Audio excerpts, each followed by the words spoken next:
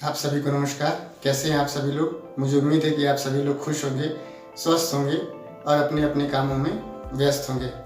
दोस्तों, आज ये मेरा ड्रेस देख करके और ये बैकग्राउंड देख करके आप लोगों के मन में सवाल होगा, इसको मैं जल्दी से क्लियर करता हूँ। कल मैं प्रतापगढ़ गया था गाड़ी से, यानी कि क्रेटा से, और वहाँ पे एक मीटिंग लिया। मीटिंग लेने के बाद से जब हम और हमारे पिताजी यानी कि मिस्टर आरबी सर, जब दोनों लोग साथ में आए, गाड़ी गैराज में पार्क किया, और उसके बाद से स्कूटी से जब हम दोनों लोग आ रहे थे तो अपना ड्रेस स्कूटी पे बीच में रखे थे। रास्ते में मुझे लगता है घर आते आते वो रास्ते में कहीं गिर गया, तो ड्रेस मेरा गिर गया है और लॉकडाउन लगा हुआ है। कल खुलेगा लॉकडाउन इलाहाबाद में, तो मैं कल अपना ड्रेस ऑर्डर करूँगा और आज मैं ऐसे ही हूँ, तो प्लीज़ आप लोग बुरा ना मानिएगा। और मुझे बुरा लग रहा है क्योंकि अगर मैं सेफ शॉप में हूँ और सेफ शॉप की बात कर रहा हूँ तो मैं ड्रेस कोड में होना चाहिए, अगर मैं एक प्रोफेशनल एक सेफ शॉप करने वाला व्यक्ति हूँ तो दोस्तों ये रही इस ड्रेस कोड की बात। बाकी आज का जो वीडियो है बहुत ही कंट्रोवर्शियल वीडियो है, बहुत ही ज़्यादा सवाल पूछा जाता है। बहुत तमाम तरह के लोग, जो स्टूडेंट सेफ शॉप में कम हैं और प्रोफेसर ज़्यादा हैं, वो बात करते हैं इसके बारे में। तो मैंने सोचा कि मैं भी इसके बारे में जो अपनी राय है वो आप लोगों को तर्कों के आधार पर बात करता हूँ। तो आज इस वीडियो में मैं आप लोग को बताने वाला हूँ। तो आइए चलते, ज़्यादा देर न करते हुए, कि वीडियो में नंबर 1 की जो कहानी है कैसे होती है।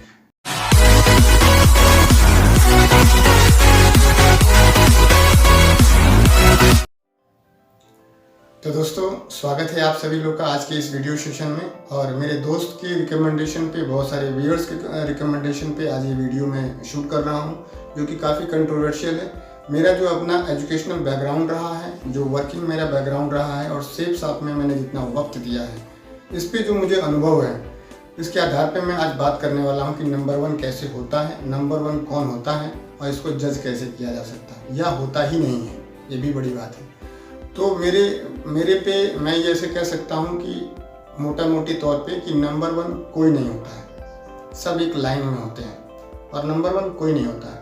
हाँ जी, बिल्कुल आपने सही सुना कि नंबर 1 कोई नहीं होता। मैं बात करता हूँ शुरू से, क्योंकि ये बहुत बड़े ऊंचे लेवल की बात है और हम और आप आज बहुत छोटे लेवल से इसकी शुरुआत करेंगे। तो जो छोटे लेवल पे शुरुआत करते हैं, जब हम पैदा होते हैं तो 2 लोग हमको मिलते हैं, एक माँ मिलती है और एक पिताजी मिलते हैं। आप बताएं अपने अनुभव के आधार पे कि 1 नंबर पे कौन है, माँ या 2 नंबर पे पिताजी? 2 नंबर पे कौन है? 1 नंबर पे कौन है? मम्मी की पापा, माँ या बाप, अब्बू या अम्मी, कौन है? आप शायद डिसाइड नहीं कर पाएंगे। ये बहुत मुश्किल काम है, क्योंकि हमारी जो श्रद्धा है, हमारी भक्ति, जब से हमें विश्वास हुआ, जब से हमको होश हुआ, ये दोनों लोग मेरे जीवन में उतना ही महत्व रखते हैं। 1 नंबर वाला, 2 नंबर कोई है ही नहीं, क्योंकि वो मेरे लिए इम्पोर्टेंट रखते हैं, इसलिए वो 2 नंबर है ही नहीं, 1 नंबर है दोनों लोग। अब थोड़ा सा ऊपर चलते हैं, जैसे हमारा स्कूल है। पूरे शहर में, जिस शहर में आप रहते हैं, मुझे कमेंट करके जरूर बताइएगा कि आपके शहर में सबसे बढ़िया स्कूल कौन सा है। कोई सा भी स्कूल लीजिए, जिस स्कूल में आप पढ़े उस स्कूल को भी लीजिए, तो वो स्कूल सबसे बढ़िया है। किस मामले में सबसे बढ़िया है? आपके घर के नज़दीक है इसलिए बढ़िया है, सबसे कम फीस है इसलिए बढ़िया है, या सबसे ज़्यादा इंफ्रास्ट्रक्चर है इसलिए बढ़िया है, या सबसे ज़्यादा आईएएस वहाँ से निकलते हैं इसलिए बढ़िया है? किस मामले में बढ़िया है, ये इंपॉर्टेंट करता है। 1 नंबर में है या नहीं है ये इंपॉर्टेंट नहीं है, किस मामले में है, किस फैक्टर, किस ग्रुप में आप उसको देखते हैं, किस आप क्राइटेरिया में उसको रखते हैं। तो ये बहुत ही मुश्किल काम है। आप बताएं कि कितने आईएएस निकले लास्ट ईयर में, कितने बच्चे ऐसे हैं जो कि सक्सेस हुए, सक्सेस का मतलब सफल हुए, नौकरी लगी या एंटरप्रेन्योर बने। आपके पास डेटा नहीं है, तो जब डेटा नहीं है तो बात क्यों करते हैं? आपके पास समय भी नहीं है और इतना दिमाग भी नहीं है। सबसे बड़ी बात है, समय होगा भी तो दिमाग नहीं है कि आप उसका एनालिसिस सही तरीके से कर सकें। अभी आप कहेंगे नंबर 1, अगले साल उसका प्रिंसिपल घूसखोरी में गिरफ्तार हो जाएगा, तो आप क्या बोलेंगे बताएं? अब आप बात करते हैं हॉस्पिटल की, तो आपके शहर में सबसे बढ़िया हॉस्पिटल कौन सा है, जिसको आप मान बैठे हैं कि 1 नंबर का हॉस्पिटल है? उससे बढ़िया हॉस्पिटल गांव में है, 1 पल्ले वाला। वहाँ पर भी आदमी ठीक हो रहा है, 1 नंबर वाले में भी आदमी ठीक हो रहा है, जिसे आप मानते हैं, और जिसे नहीं मानते वहाँ पे भी मरीज ठीक हो रहा है। जो मरीज जहाँ पर जाकर के स्वस्थ हो जाए, जहाँ पे कम पैसा लगे, जहाँ पे उसका ज़्यादा बढ़िया इलाज हो जाए, वही हॉस्पिटल एक नंबर पे है। आप संसाधनों के आधार पर जज नहीं कर सकते, आप सिटी के आधार पर जज नहीं कर सकते। अगर एक बहुत बड़ा हॉस्पिटल है, वहाँ पे न्यूरो सर्जन बहुत बढ़िया है, लेकिन वहाँ पे जो गैस्ट्रोलॉजी का जो डॉक्टर है वो ठीक नहीं है, वहाँ पे जो स्किन केयर वाला डॉक्टर वो ठीक नहीं है, तो सबसे बढ़िया हॉस्पिटल वो कैसे हो सकता है? जब सब बढ़िया होंगे तब बढ़िया होगा, वहाँ गरीबों का भी इलाज होगा तब बढ़िया होगा। ऐसा बिल्कुल मुझे नहीं लगता कि मेरे अंदर इतना विवेक है और इतनी हिम्मत है कि मैं ये एनालिसिस कर सकूँ कि एक नंबर पे कौन है। हाँ, आपके पास इतना विवेक है और हिम्मत भी है कि आप पब्लिक होकर के बोल सकते हैं कि हाँ एक नंबर पे। मेरे पास तो इतना दिमाग और विवेक दोनों नहीं, हिम्मत भी नहीं है। अब आप बात करते हैं स्पोर्ट्स की, तो आप देखें तो आप जो स्पोर्ट्स पर्सन हैं, आप भारत में बहुत सारे स्पोर्ट्स पर्सन हैं, विदेशों में भी बहुत बड़े स्पोर्ट्स पर्सन हैं, जिसे आप मानते हैं वो एक नंबर हो सकता है, लेकिन वो ओवरऑल देखें तो एक नंबर पे नहीं है, क्योंकि आप जिसे मानते हैं उसे हम नहीं मानते, उसे पड़ोस वाला नहीं मानता। आपकी नज़र में हो सकता है लेकिन सबकी नज़र में नहीं हो सकता, तो एक नंबर पे हो ही नहीं सकता। पता चला एक नंबर पे हम उसे मान बैठे हैं और अगले हफ्ते खुदकुशी कर लिया, या अगले हफ्ते मैच फिक्सिंग में वो नप गया, तो आप एक नंबर पे नहीं कर सकते। सबसे बढ़िया क्रिकेट खेलने वाली कौन सा देश है एक नंबर पे? तो आईसीसी इंटरनेशनल क्रिकेट काउंसिल एक संस्था है, वह संस्था 1 नंबर 2 नंबर रेटिंग करती हर महीने, परमानेंट नहीं बताती, हर महीने करती है, और पता चलता है कि आज पब्लिश हुआ पेपर में कि ये कंपनी, ये जो क्रिकेट कंट्री है ये 1 नंबर पे है। पता चला अगले मैच में वो हार गई, तो ये 1 नंबर पे अंदाज़ा लगाना बहुत मुश्किल काम है। उसी तरह से आप भारत में अगर मोटर कंपनियों की बात करें तो बजाज की बात करें या हीरो होंडा की बात करें या होंडा की बात करें, किसी भी कंपनी की बात करें, 1 नंबर पे कौन है आप बताएं? इतना दिमाग बुद्धि है आपके पास, मेरे पास तो नहीं है कि मैं 1 नंबर पे एडजस्ट करूँ। जो मैंने लिया, जिसकी सर्विसिंग अच्छी लगी और जिसका बहुत बढ़िया अच्छा लगा, तो मैंने मान लिया कि हाँ ये बहुत बढ़िया है, इसका सब कुछ बहुत बढ़िया है, लेकिन वो ओवरऑल देखा जाए तो नहीं है, ओवरऑल नहीं है, सबके लिए नहीं है बढ़िया।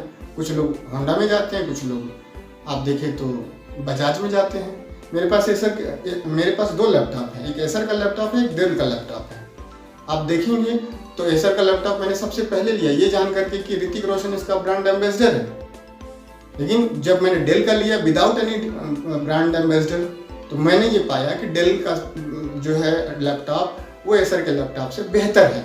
ले करके जाना, खरीदा, उसमें 30,000 रुपये लगाया, इसमें 30,000 रुपये लगाया, उसको भी इस्तेमाल किया 6 महीना साल भर, और तब आज मैं जा करके ये बोल पा रहा हूँ। लेकिन मैं ये नहीं कहूँगा कि एसर का लैपटॉप खराब है,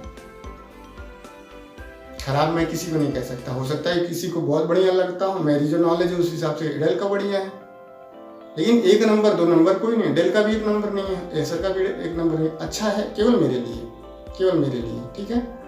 इसको समझिए, इसके लॉजिक को समझिए। उसके बाद से आप कंट्री की बात करें, भारत की बात करें, पूरे वर्ल्ड में जितने भी कंट्रीज हैं मैं नहीं जानता सबसे बढ़िया कंट्री कौन सी है, आप बताएं। क्या वहाँ पे गरीबी नहीं है? क्या वहाँ पे रोजगारी नहीं है? क्या वहाँ पे क्राइम नहीं है? क्या वहाँ पे गंदगी नहीं है? अगर आप 1 नंबर पे देखेंगे तो सिंगापुर है, आप देखें तो जो है मॉरिशस है, और भी पता नहीं कौन कौन से। तो आप देखेंगे कि ट्रिप के मामले में कोई दूसरा बढ़िया कंपनी है, पढ़ने लिखने के मामले में कोई दूसरी कंट्री है, ट्रिप के मामले में कोई दूसरी कंट्री है, सुरक्षा के दृष्टिकोण से दूसरी कंट्री है, सही ना। अब भारत किस नंबर पे है? भारत पता नहीं किस नंबर पे है। गंदगी के मामले में देखेंगे तो दूसरे नंबर पे, किसी और नंबर पे है। सफाई के मामले में देखेंगे किसी और दूसरे नंबर पे है। पीस और अध्यात्म आप देखें, शांति और अध्यात्म के दृष्टिकोण से देखेंगे तो आज भारत का पूरे विश्व में 1 नंबर है। शांति, जहाँ पे शांति दूत ज़्यादा है, जहाँ पे स्वामी ज़्यादा हैं, जहाँ पे ऋषि मुनि ज़्यादा हैं, जहाँ पे अध्यात्म ज़्यादा है, जहाँ पे संत महात्मा ज़्यादा हैं, और जहाँ पे विश्व गुरु ज़्यादा है। इस मामले में भारत 1 नंबर है पूरे विश्व में, इस मामले में 1 नंबर है, लेकिन हर मामले में 1 नंबर नहीं है। अब बात करें कंपनी की, तो जो मान लीजिए कि टाटा है, रिलायंस है, जो भी है, आप टाटा रिलायंस की बात करें तो रिलायंस 1 नंबर पर है, टाटा 2 नंबर पे। ऐसा बिल्कुल कहना गलत है, मानना भी गलत है। 2020 के कोरोना वर्ष में 1500 करोड़ रुपए किसी कंपनी का टर्नओवर नहीं होता है, और टाटा इंडस्ट्रीज ने 1500 करोड़ रुपए का दान कर दिया भारत को। आप कैसे मान सकते हैं कि वो जो नहीं दिया वो 2 नंबर पे है, जो दे दिया 1 नंबर पे? तो जो फैक्टर हैं, जिन फैक्टर पे आप बात करना चाहते हैं, थोड़ा देखें, हर तरह से 1 नंबर पर है, कि 1-2 नंबर पर है, क्या है, ये एनालिसिस कर पाना हमारे आपके विवेक की बात नहीं है। ये लड़ाई रोज चलती है 1 नंबर 2 नंबर पे। तो एक क्षण बोला आपने कि 1 नंबर पर है और अगले पल कंपनी 2 नंबर पे हो गई, क्या करेंगे आप? आपकी तो बात गई ना। अब बात करें आप सेफ साहब की, तो सेफ साहब की झूठ प्योर की और नकली पीएस की और थम्बे की और वो गैस्टिक कोई कंपनी है, इन सबको मिला करके 1 नंबर अगर देखा जाए तो 1 नंबर कोई नहीं है। हाँ, भारत सरकार की नज़र में रजिस्टर्ड हैं कोई, अगर आप देखेंगे तो गूगल पे जाएंगे, वहाँ पे लिखेंगे कि डायरेक्ट सेलिंग कंपनीज, तो वहाँ पे चौथा रेफरेंस जो आएगा आपको वो कंज्यूमर अफेयर्स consumerhelpline.gov.in करके एक आएगा। उसमें 456 कंपनियां रजिस्टर्ड हैं, जिसमें चौथा नंबर सेफ साहब का है। तो मैं नहीं कह सकता कि भारत सरकार की नज़र में यह कंपनी चौथे नंबर पे, बिल्कुल नहीं कह सकता। क्यों? वहाँ पे साफ साफ ऊपर लिखा हुआ है कि 30/11/2016 के डॉक्यूमेंटेशन के हिसाब से कंपनियों की लिस्ट दी गई है, उसमें सेफ साहब चौथे नंबर पे। माननीय श्री प्रधानमंत्री जी की जब सरकार बनी तो उन्होंने सारी कंपनियों का फिर से डॉक्यूमेंटेशन किया। 30 सितंबर 2016 से शुरू किया, लिस्टेड हुई 30/11/2016 को। तो उस कंपनी में हमारा जो है, जो 456 कंपनियां थी, उसमें जो है चौथे नंबर पे आ गया। तो मैं नहीं कह सकता कि 1 नंबर पर है, क्योंकि कहीं लिखा नहीं कि 1 नंबर पे है। भारत सरकार ने हमें ठप्पा लगा के नहीं दिया कि झूठ प्योर 1 नंबर पे है, गैस्ट्रिक 1 नंबर पर है, झूठ नकली पीएस 1 नंबर, कोई नहीं है 1 नंबर पे। कुछ वहाँ बढ़िया है, कुछ वहाँ बढ़िया कैसे है मुझे मालूम कैसे चला, उसकी बात मैं कैसे कर सकता हूँ? बिल्कुल बात नहीं कर सकता, क्योंकि अधूरी जानकारी है, पूरी जानकारी नहीं है। जब पूरी जानकारी नहीं है तो ज्ञान मत दीजिए, ज्ञान मत दीजिए, कंफ्यूज मत होइए। एक कंपनी की बात करिए और पूरी बात करिए, बाद में फिर कह दें आप मैंने अपने विवेक पे ये बात बोली है कि ये यहाँ ठीक है, यहाँ ये ठीक है। तो खान सर भी ऐसी बात बोले कि आज लोग उनके पीछे पड़े हुए कि देखें ये हिंदू है कि मुस्लिम है। ऐसी बात ना बोले कि लोगों को कंफ्यूजन